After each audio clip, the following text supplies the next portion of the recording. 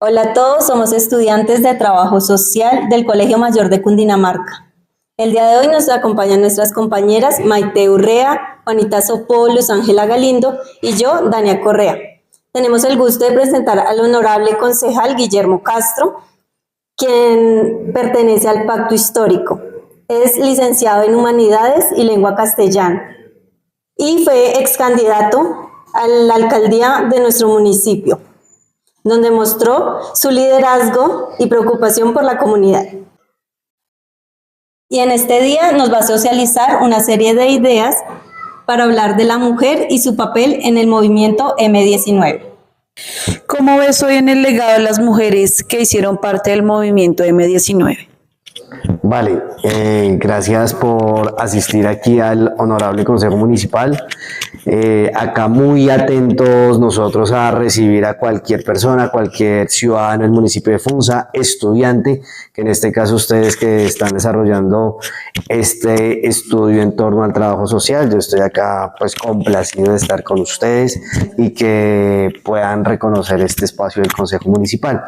En primera instancia, pues decirles que hay un legado histórico, obviamente en Colombia, con el movimiento M19, es un legado que llegó a consolidar también un proceso de paz en 1990, con lo que fue la Constituyente Nacional y que a la postre es hoy lo que tenemos nosotros como norma, que es la Constitución Política de Colombia de 1991.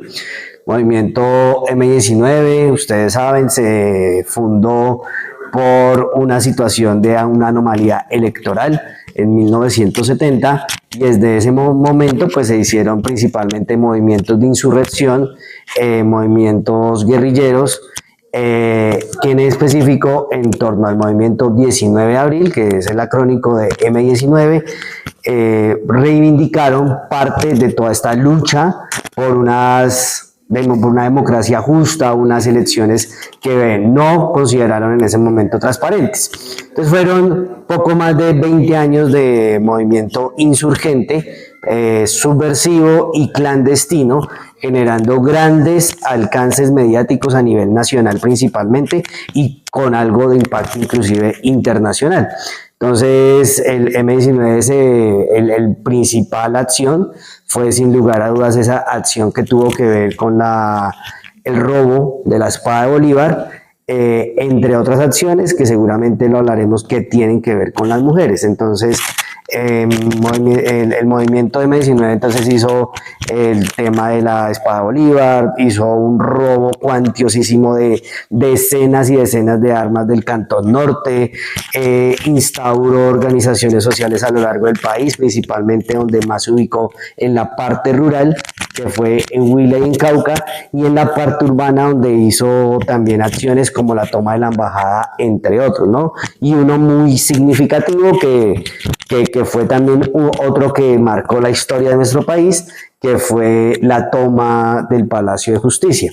Entonces, todas estas acciones reivindican o muestran un papel muy importante en la historia de Colombia de parte del movimiento 19 de abril, que es el llamado movimiento guerrillero M19. En todas estas actuaciones hubo mujeres tanto tomadas en armas como haciendo un proceso logístico, un proceso comunicacional, y diferentes facetas que no solamente implicaba, digamos, la lucha armada como tal con las Fuerzas Armadas, con las fuerzas militares, con la policía, con el Estado colombiano en su momento, sino también una labor clandestina y una labor de acompañamiento a decenas de hombres que se habían tomado las armas, y como ellas también hubo decenas de mujeres que se tomaron las armas.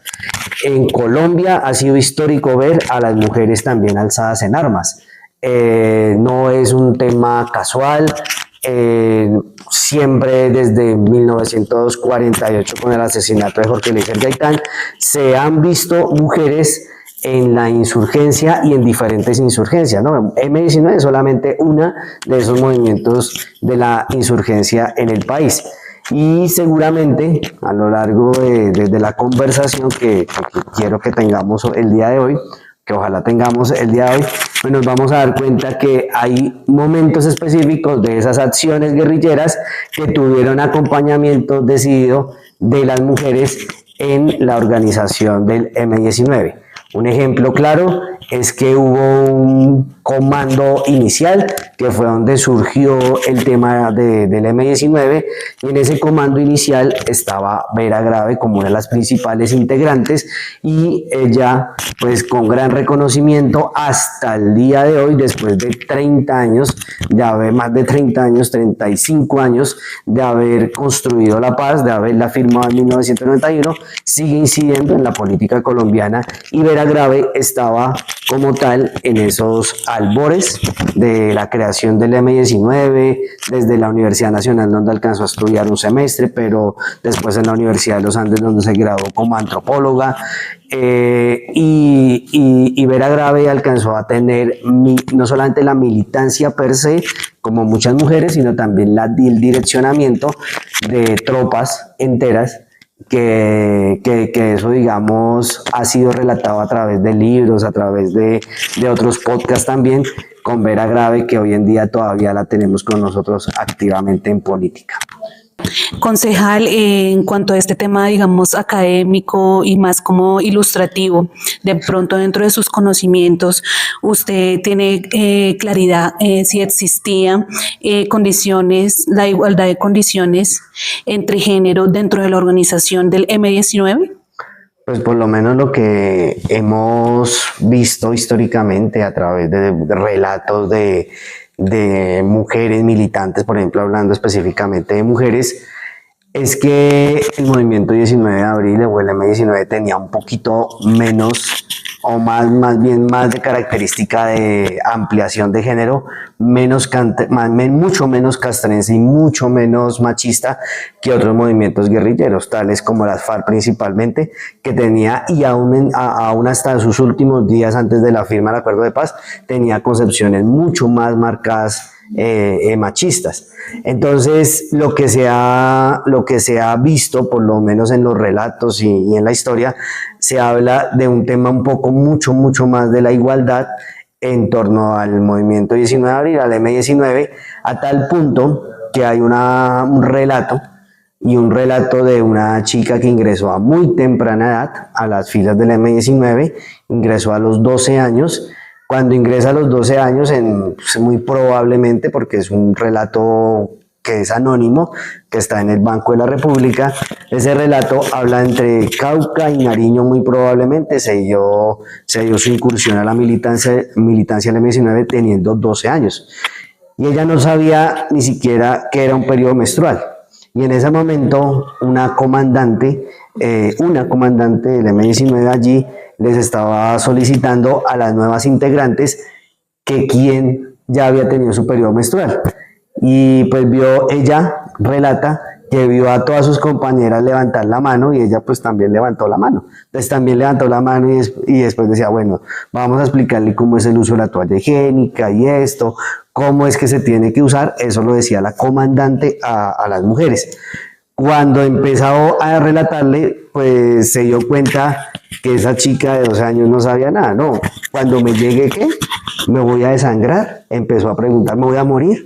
Empezó a preguntar, y hubo cierta empatía ahí en ese momento que estaban apenas ingresando a las filas. Entonces uno se da cuenta que no solamente fue ingresar a las filas como guerrillera, de una manera tome su fusil y vaya, sino también había un contexto, y un contexto donde el relato, que es un amplio relato, es solamente una partecita, habla también de cómo los hombres tenían esa empatía de decirle, hey, no, oye, con cuidado que te manchaste, que tal situación, ten cuidado con esto, pero sin aparentemente pues entrar en un conflicto allí entre las mujeres.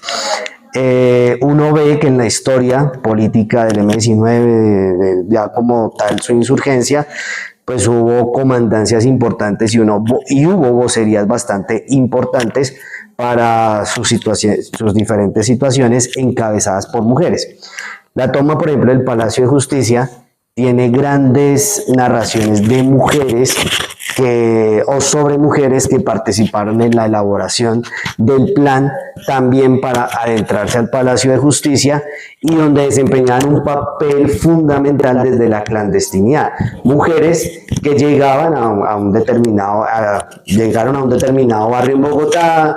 Allá estaban recogiendo el armamento, todo durante varias semanas atrás, pero eran las mujeres principalmente las que salían a hacer las compras al barrio, poquitas cositas, algunas ya salían más lejos del barrio en ese proceso de clandestinidad para buscar más provisión para la cantidad de personas que se estaban alojando en la casa. Entonces las mujeres desempeñan ahí un papel importante, por ejemplo, en lo logístico, también en las comunicaciones, porque estaban probando los radios que les llegaban, a hacerse en un lado de la ciudad, frente al otro lado de la ciudad, a ver cómo era ese tema. Y a mí también, sin lugar a dudas, me marca mucho el hecho de la voz en alto que hizo la Chiqui, que la Chiqui fue una guerrillera que estuvo en la toma de la Embajada de República Dominicana, y en esa toma de la Embajada de República Dominicana pues fue la vocera principal de todo el proceso de negociación que se hizo cuando hubo la toma de la embajada.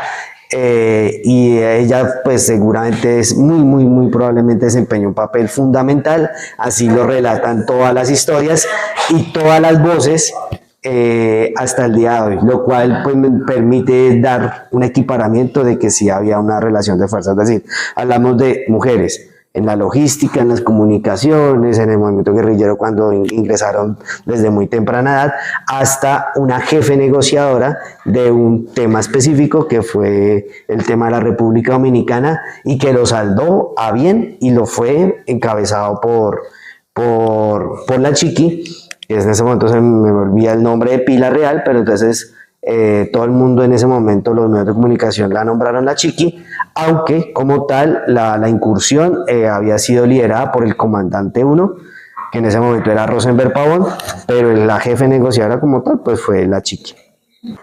¿Crees que el M-19 contribuyó a abrir espacios para las mujeres en la política? Pues sin lugar a dudas, claro, hubo un importante reconocimiento tanto en la vida guerrillera como en la vida civil. Digamos, voy a hablar, ya he hablado harto de la vida guerrillera, pero ahora voy a hablar también de la vida civil. Entonces, en la vida civil, tengas en cuenta que se hizo la constituyente, el proceso constituyente, que revocó el Congreso de 1990, y en ese momento accedieron a una gran cantidad de escaños de la Asamblea Constituyente el movimiento que estaba dejando las armas, que recién había firmado la paz, que era el M-19, y logró acceder a los escaños de la Constituyente, que a la postre fue la que realizó la Constitución del 91. En ese momento, hombres y mujeres realizaron parte de esa constituyente a nombre del M-19. Obviamente para nosotros, hoy la persona más representativa del M-19 que estuvo allí fue Antonio Navarro Wolf, que fue uno de los firmantes de la constituyente de 1991. Tengas en cuenta que a partir de ese momento, en la vida civil se constituyó el movimiento político, y el movimiento político fue Alternativa Democrática M-19, ADM-19. Entonces, ese movimiento político logró curules en el Senado, en la Cámara de Representantes después, y tuvimos a la primera congresista mujer alternativa de un movimiento claramente de izquierda y que venía de tomar las armas, y esa mujer fue Vera Grave. Entonces Vera Grave fue esa mujer que fue la primera congresista en el país con esa voz alternativa en un lugar donde por mucho el 10% del Congreso pues era con una visión diferente. El 90% restante era tradicionalista del establecimiento, que venía desde la violencia bipartidista, y entonces ese Congreso pues estaba marcado de esa manera. Entonces yo creo que sí dio oportunidades también de validez sobre las mujeres al M-19 también, ya en el tema insurgente como tal, o levantado en armas. Se le acusa de una serie también de acciones militares y acciones que seguramente denotaron falta de empatía con las mujeres, como por ejemplo el tema de asesinatos a algunas mujeres que se les indican al M-19, y eso hay que tenerlo en cuenta. Eso hace parte de la historia del conflicto colombiano.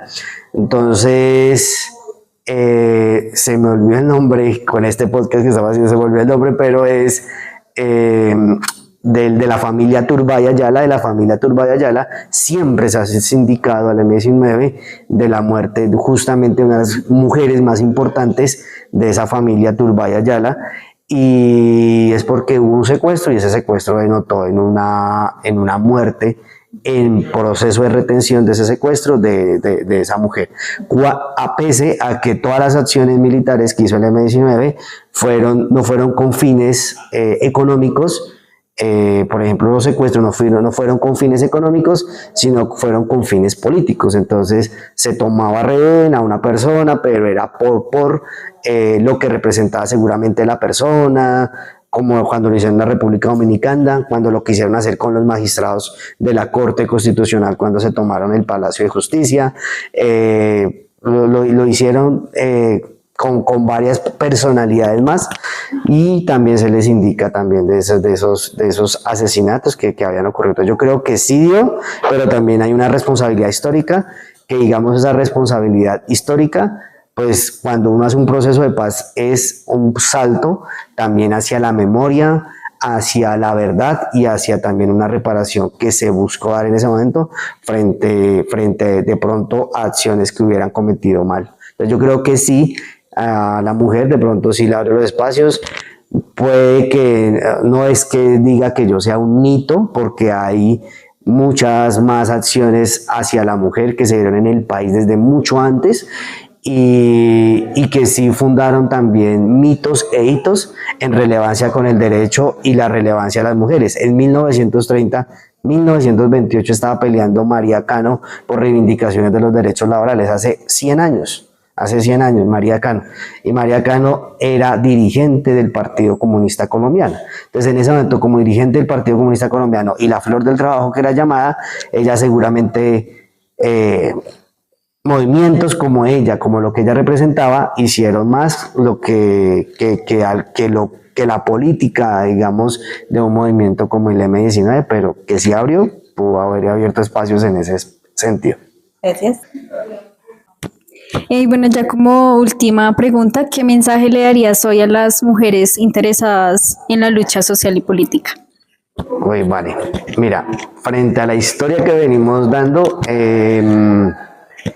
dentro de esa historia pues tuvimos los asesinatos de varios personajes importantes, como por ejemplo el primer candidato presidencial de izquierda que venía a dejar las armas, que era Carlos Pizarro.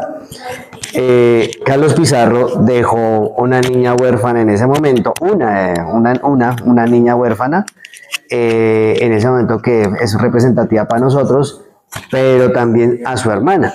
Entonces dejó tanto a María José Pizarro, que hoy en día es senadora de la República, y a María del Mar, que es representante a la Cámara. Entonces, esa lucha, justamente esa lucha que tuvo sus temas muy fuertes, digamos, temas de asesinatos en el país, de gente que ya había depositado su confianza en la paz, en la democracia, pues ayudó a que estas mujeres en especial, y ya hablo de estas dos hermanas, hoy puedan decir con vehemencia lo que tengan que decirlo en el seno del Congreso de la República, que es el principal órgano legislativo en el país. Entonces, en ese órgano legislativo da los debates de control político, da las denuncias, y tener unas representantes mujeres como ellas, tanto en el Senado como en la Cámara de Representantes, pues es valiosísimo y puede darme luces para contestar la pregunta que tú me haces. ¿Cuál es ese mensaje a las mujeres que quieren buscar esa lucha social? Por un lado, mira que lo que acabo de decir es un tema también de historia familiar, de historia de sangre, pero acá, cuando ustedes están acá viniendo, cuando las mujeres están haciendo algo en el territorio, significa que quieren cambiar sus condiciones sociales, su bienestar, su calidad de vida, y realmente toca hacer todo lo posible para que más mujeres estén en los planos políticos, en los planos sociales, en los planos de incidencia real y social. Sí les invito y las voy a invitar permanentemente a que se muevan y a que nos movamos en conjunto. Yo como hombre, yo me declaro acá y por lo que represento acá, yo me declaro profundamente feminista de frente porque necesitamos más espacios para las mujeres y hechos por las mujeres. Este espacio que ustedes están mirando ahí, que es la grabación del Consejo Municipal, en el Consejo Municipal hoy no hay ni una mujer. Y es por ausencia también de esos liderazgos. Necesitamos esos liderazgos que como María del Mar, como María José lo están realizando, también surjan acá desde el territorio. Es lo que hemos querido plantear de manera permanente acá. Tenemos una alcaldesa, tenemos seguramente unas secretarias de despacho, tenemos unas mujeres que tienen algo de incidencia también en lo social, pero eso no basta para un pensamiento que sea crítico, para un pensamiento que sea alternativo, porque tenemos también mujeres que no lo tienen, ¿sí? Entonces tenemos mujeres como María Fernanda Cabal, Paloma Valencia, entre otras, que no tienen ese pensamiento crítico, y el pensamiento crítico es lo que diferencia realmente esas luchas sociales de las mujeres, las luchas sociales de las mujeres que dieron que hoy en día conmemoremos fechas como el 8 de marzo, como el 25 de noviembre,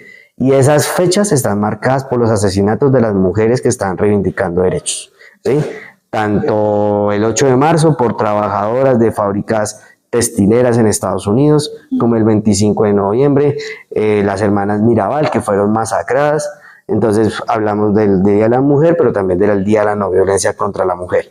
Es decir, aquí los actos reales de incidencia social no sean simplemente por darle aplausos a alguien en particular, sino también por moverse y moverse fuertemente. Yo no estoy diciendo que hay que dar la vida, porque parte de lo que en el 19 era, pues vamos a la vida o a la muerte, ¿sí? Por eso es que hacían esas tomas, vamos a la vida o a la muerte. Entonces, no estoy diciendo eso, sino que hay escenarios y hay que aprovechar todos los escenarios que se tengan para buscar esas reivindicaciones a las mujeres, a las que les invito a moverse en el territorio por todas las reivindicaciones que tengan y los sueños que tengan, porque pueden tener sueños de mejorar algo de los animalitos, algo de mejorar la educación en el municipio de Funza, hasta la movilidad, hasta temas de todo tipo, y esos espacios hay que sumarlos y hay que concretarlos. Hoy vemos mujeres en las juntas de acción comunal, pero no vemos mujeres jóvenes en muchos espacios por precisamente esa ausencia de liderazgo que muchas de pronto no tienen. Entonces toca buscar esos espacios, entre más jóvenes mucho mejor, porque es muy difícil que los jóvenes hoy estén participando. Se vienen consejos municipales de juventud, los consejos municipales de juventud ojalá también estén llenos de mujeres, o el Consejo Municipal de Juventud del municipio de Funza esté lleno de mujeres, y esos ya son elementos de incidencia. Muchísimas En esta tarde agradecemos al concejal por habernos regalado parte de su tiempo y de sus conocimientos.